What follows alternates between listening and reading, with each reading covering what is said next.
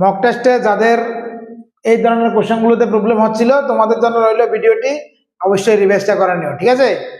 চলো এখানে সচিন 152টি টেবিল বিক্রি করে 52টি টেবিলে লাভ করে বলেছে, তবে লাভের হার কত হবে কিভাবে বের করবো? আমি দেখো একটা কথা বলেছিলাম, সে টোটাল কটা বিক্রি করেছিল? 152টা, 152টা বিক্রি করেছিল। সে লাভ করেছে কটাতে? 52টাতে। তার মানে আমি কি বুঝলাম, সে কটা বিক্রি করে তার ক্রয় মূল্যটা উঠিয়ে নিয়েছিল, আগে আমাকে সেটা বের করে নিতে হবে, ঠিক আছে।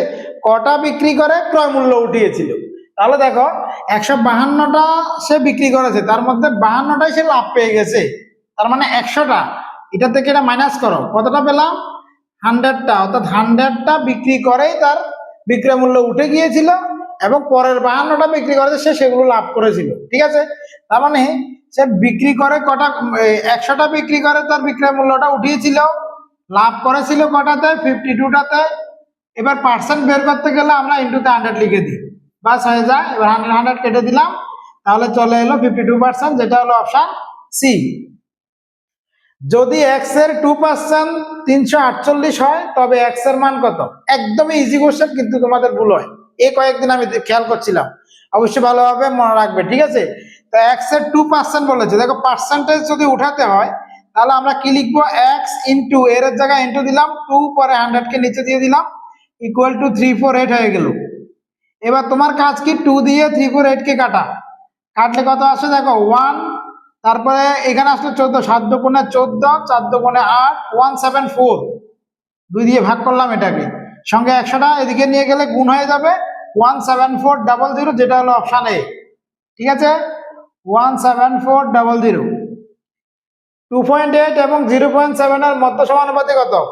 এই ধরনের কোশ্চেনগুলো আমি কতবার করিয়েছি, তারপরে তোমাদের কেন প্রবলেম হচ্ছে আমি বুঝতে পারি না, ঠিক আছে, ভালোভাবে দেখবে।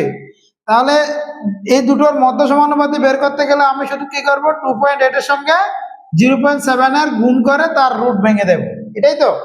এখন কথা হলো এই পয়েন্টগুলো নিয়ে সমস্যা। কি সমস্যা? পয়েন্ট তুলে দিলাম 28, এখানে নিচে হয়ে গেল 10 আর 7, আর নিচে হয়ে গেল 10, 28/10 ইন্টু 7/10 হয়ে গেল। তাহলে এবার এই 28 এর সঙ্গে 7 গুণ করে দাও, কত আসলো? 56, 5, 14, 19, 196, আর নিচে আসলো 100।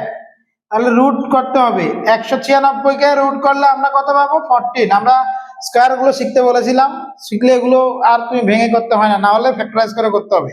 100 কে ভেঙে দাও, রুট করলো, তাহলে চলে আসলো 10, মানে 1.4, পয়েন্ট বসিয়ে দিলে 1.4, যেটা হলো অপশন এ, ঠিক আছে। কোনো আসলের বার্ষিক 8% সরল সুদে 4 বছরের সরল সুদ যদি 824 টাকা হয় তবে আসলের পরিমাণ কত? আসলের পরিমাণ বের করতে গেলে আমরা কি করতে হয়? 100 এর সঙ্গে সুদ যেটা মানে 824, সেটা গুণ করতে হয়, নিচে সময় আর সুদের হার দিয়ে ভাগ করতে হয়, অর্থাৎ 8 গুণিতক 4, ঠিক আছে। তাহলে এখানে যদি কাটি, 8 দিয়ে কেটে দিলাম এটাকে, 8 একে 8, 0, 3 8 24, 103।